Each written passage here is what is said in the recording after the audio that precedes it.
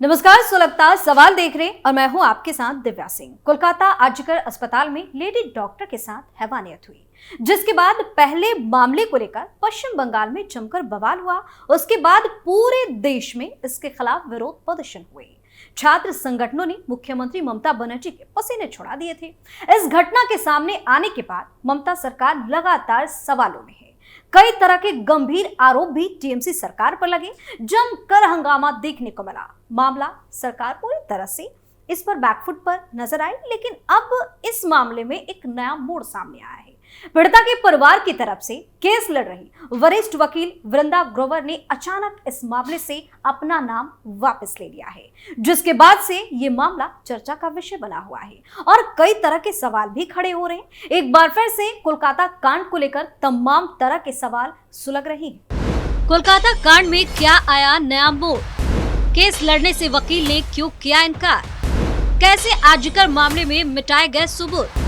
CBI की जांच report में क्या क्या? इन सवालों ने सियासी पारा हाई कर दिया है और जमकर बवाल भी मचाया है। सुलगता में आगे बताएंगे कैसे आर्जिकर मामले में मिटाए गए सबूत। लेकिन सबसे पहले बात पीड़िता का केस लड़ने वाली वकील साहिबा की। कोलकाता आर्जिकर मामले में पीड़ित परिवार का केस लड़ रही वरिष्ठ वकील वृंदा ग्रोवर ने supreme court, Calcutta high court और सियालदाह ट्रायल कोर्ट में इस मामले से खुद को अलग कर लिया, यानी वो अब इस केस को नहीं लड़ेंगी। गौर करने वाली बात यह है कि वृंदा ग्रोवर की ओर से यह फैसला कुछ कारणों और परिस्थितियों के चलते लिया गया। उनकी टीम की ओर से यह बताया गया है कि पीड़िता के परिवार और उनकी लीगल टीम के बीच तालमेल नहीं बिठ पा रहा है। मीडिया रिपोर्ट के मुताबिक लीगल टीम और पीड़िता के परिवार के बीच तालमेल नहीं बैठ पा रहा। इसी कारण से वृंदा ग्रोवर ने ये फैसला लिया। वृंदा ग्रोवर के चैम्बर की ओर से जारी बयान में कहा गया कि सीनियर वकील पीड़िता के परिवार के लिए निःशुल्क केस लड़ रही थी। वहीं ग्रोवर की कानूनी टीम में अधिवक्ता सौतिक बनर्जी और अर्जुन गुप्तू शामिल थे, जिन्होंने 4 नवंबर से सियालदाह सत्र न्यायालय में मुकदमे में डेली अपीयरेंस सहित कई अदालतों में परिवार के केस में शामिल हुए। वकील की लीगल टीम ने क्या कहा? सीनियर वकील की लीगल टीम के बयान में यह भी कहा गया कि इस दौरान 43 अब्यूजन गवाहों के बयान दर्ज किए गए हैं और अन्य आरोपी व्यक्तियों के लिए जमानत का विरोध लगातार किया जा रहा है। वहीं बचे हुए साक्ष्य अगले 2 से 3 दिनों में पूरे होने की उम्मीद है। बयान में यह भी कहा गया है कि सीनियर वकील साक्ष्य और नैतिकता के अनुसार कानूनी सेवाएं प्रदान करते हैं, लेकिन कुछ कारणों से उन्होंने खुद को केस से वापस लिया है। लीगल टीम के बयान में कहा गया कि इस बारे में ट्रायल कोर्ट को सूचित कर दिया गया है और वकीलों को मामले से अवगत करा दिया गया है। इसको लेकर जब पीड़िता के परिवार से पूछा गया तो उन्होंने बताया कि इस बारे में उन्हें कोई जानकारी ही नहीं है। वहीं बीते रोज सीबीआई ने सुप्रीम कोर्ट को बताया कि कोलकाता के आर्जिकर मामले में मुकदमा 1 महीने के भीतर समाप्त होने की संभावना है। अदालत ने कहा कि सियालदाह में सीबीआई के विशेष अदालत में रोजाना आधार पर सुनवाई चल रही है और 43 गवाहों के बयान दर्ज किए जा चुके हैं। अभियोजन पक्ष की ओर से कुल 81 गवाहों से पूछताछ की जानी है। किसने आर्जिकर मामले में मिटाए सबूत? इससे पहले सुप्रीम कोर्ट में आर्जिकर मेडिकल कॉलेज मामले की सुनवाई में सीबीआई ने अपनी जांच की स्थिति स्पष्ट की और बड़ा खुलासा किया। सीबीआई ने कोर्ट को बताया कि अस्पताल में सबूत नष्ट करने और भ्रष्टाचार की आशंका पाई गई है। सॉलिसिटर जनरल तुषार मेहता ने सीबीआई की ओर से बताया कि इस मामले में 3 श्रेणियों के आरोपियों की पहचान की गई। पहला दुष्कर्म और हत्या से संबंधित, दूसरा घटना के लिए जिम्मेदार और तीसरा भ्रष्टाचार से जुड़े पहलू। सीबीआई ने बताया कि ट्रायल सोमवार से गुरुवार तक प्रतिदिन स्पेशल सीबीआई कोर्ट सियालदाह में हो रहा है और अगले हफ्ते तक ट्रायल खत्म होने की उम्मीद जताई जा रही है। मामले में वकील वृंदा ग्रोवर ने पीड़िता के माता पिता का पक्ष रखते हुए कहा कि उन्हें सीबीआई से पूरक आरोप पत्र दाखिल करने की उम्मीद है, जिससे इस अपराध में शामिल सभी दोषियों का पर्दाफाश हो सके। उन्होंने कोर्ट को बताया कि कुल 81 गवाहों की गवाही दर्ज होनी है, जिसमें से 43 की गवाही पूरी हो चुकी है।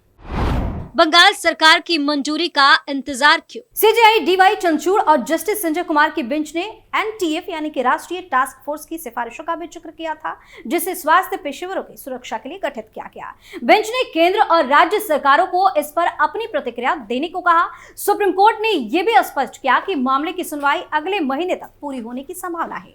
साथ ही सीबीआई ने जानकारी दी कि भ्रष्टाचार से जुड़े मामले में 2 सरकारी अधिकारियों के खिलाफ मुकदमा चलाने के लिए पश्चिम बंगाल सरकार सरकार की मंजूरी का इंतजार है। इस मामले में पहली बार 9 अगस्त को चीनी डॉक्टर का शव आरजीकर अस्पताल के सेमिनार हॉल में मिला था।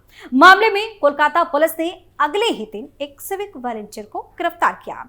13 अगस्त को कलकत्ता हाईकोर्ट ने इस मामले की जांच सीबीआई को सौंपी थी, जिसके बाद सीबीआई ने अक्टूबर में आरोप पत्र दाखिल किया।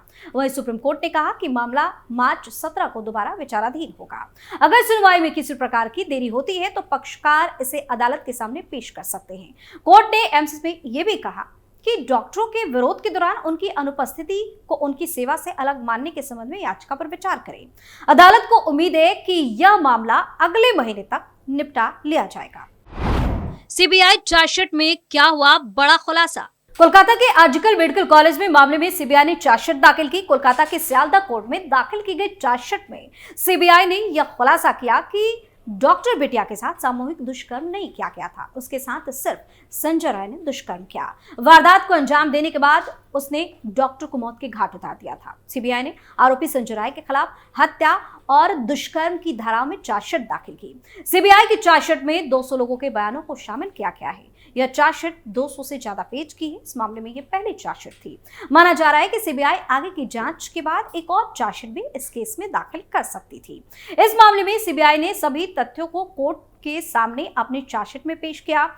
अब यह उम्मीद जताई जा रही थी कि सीबीआई के चार्जशीट के बाद जल्द ही डॉक्टर बिटिया को इंसाफ मिल सकता है। संजय राय हॉस्पिटल के लिए सिविक वेलफेयर वॉलंटियर का काम करता था। हॉस्पिटल के मेन गेट की सीसीटीवी और डेड बॉडी के पास पड़े आरोपी संजय राय के ब्लूटूथ डिवाइस से इस पूरे कांड में संजय राय की भूमिका पुष्टि हुई।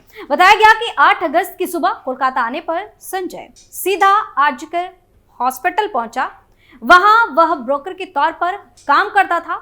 मरीजों के भर्ती में मदद करने की वजह से उसे आरजीकर हॉस्पिटल में बेरोक टोक आने जाने की इजाजत थी। 9 अगस्त की आधी रात 1 बजे संजय राय एक मरीज की मदद के लिए अस्पताल लौटा, जिसकी सर्जरी अगले दिन होनी थी। फिर रात में ही उसने अस्पताल के पीछे बिल्डिंग में मरीज के एक रिश्तेदार के साथ शराब पी। वहां मरीज के परिवार से वह पैसे भी लेता था। बताया गया कि सुबह 3 बजे संजय अस्पताल के चेस्ट फिजिशियन 3rd फ्लोर पर लौटता है। कुछ ही समय के बाद वो सेमिनार हॉल में घुसता है, जहां डॉक्टर बिटिया आराम कर रही थी।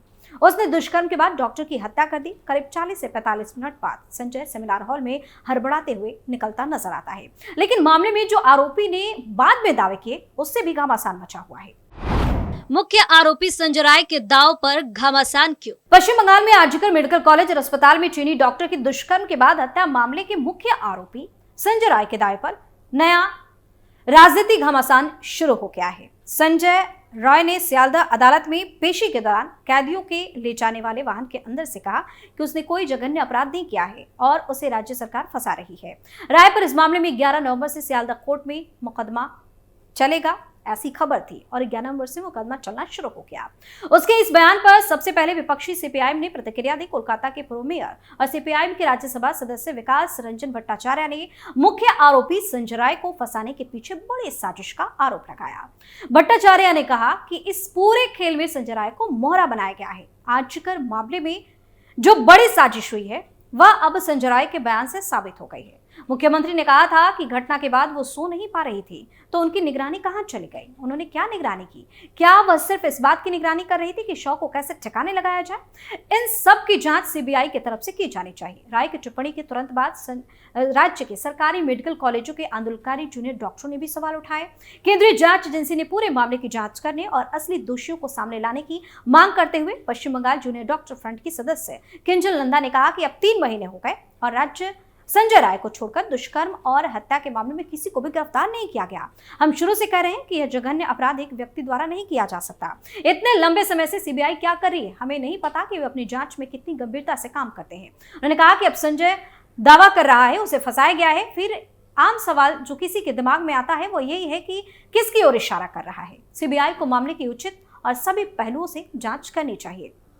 हालांकि सत्तारूढ़ टीएमसी ने विपक्ष के आरोपों को सिरे से खारिज कर दिया। टीएमसी प्रवक्ता कुणाल घोष ने कहा कि विपक्ष मूल रूप से इस मामले में किसी दोषी ठहराया जा रहा है इस बारे में अज्ञानी है। वे जानते हैं कि हम शुरू से ही आर्जिकर मामले में त्वरित सुनवाई और न्याय की मांग कर रहे हैं, इसलिए उनके पास हमारे खिलाफ कहने के लिए कुछ भी नहीं है। अब वो मामले में मुख्य आरोपी की एक टिप्पणी को पकड़कर हमें दोषी ठहराने की बेताबी से कोशिश कर रहे हैं। कहा जा रहा है कि जिस तरीके के खुलासे सीबीआई इस मामले में एक के बाद एक कर रही है उससे ममता बनर्जी बौखला उठी है, क्योंकि उनकी सरकार पर कई तरह के गंभीर सवाल खड़े हो गए हैं। सुलगता सवाल में फिलहाल के लिए इतना ही। देखते रहिए कैपिटल टीवी। नमस्कार।